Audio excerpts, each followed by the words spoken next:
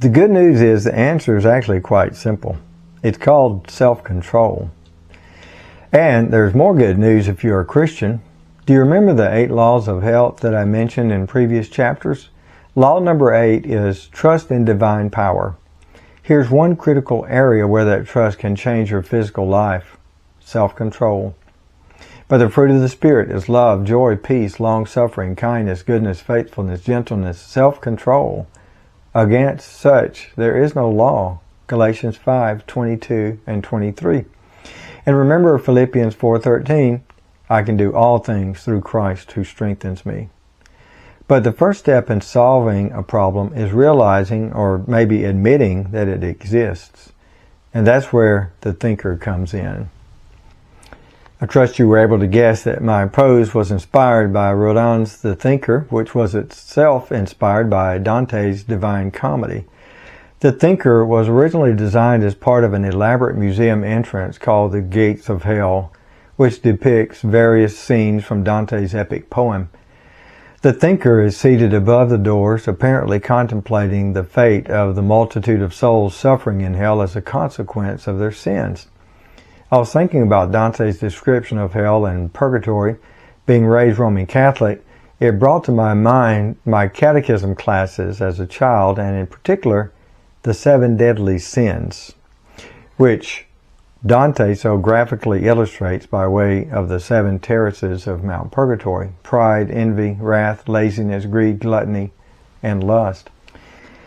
The Catholic Church teaches, and I agree, that the remedies for the 7 deadly sins are these corresponding virtues: humility for pride, kindness for envy, patience for wrath, diligence for laziness, generosity for greed, temperance for gluttony, and chastity for lust.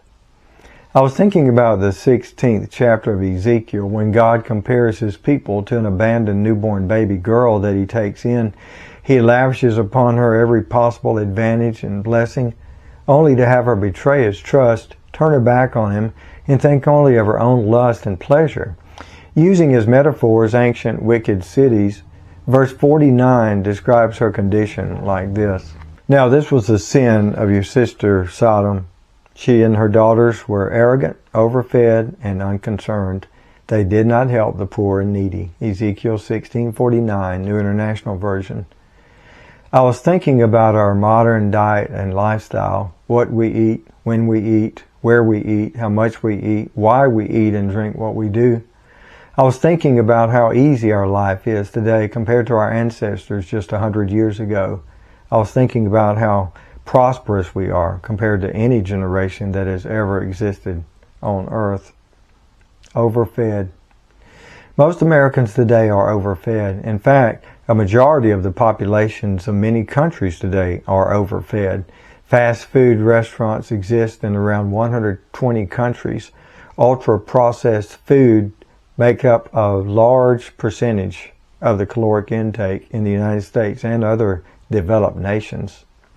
I was thinking about those 3 words from Ezekiel 16:49, arrogant, overfed, and unconcerned, how they relate to diet and lifestyle, and how descriptive they are of our contemporary culture.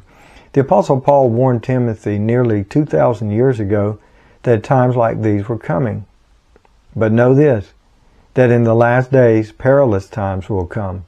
For men will be lovers of themselves, lovers of money, boasters, proud, blasphemers, disobedient to parents, unthankful, unholy, unloving, unforgiving, slanderers, without self-control, brutal, despisers of good, traitors, headstrong, haughty, lovers of pleasure rather than lovers of God. 2 Timothy 3:1-4. In other words, arrogant, overfed, and unconcerned. Do you ever look around and think, I wonder if we may be living in the last days?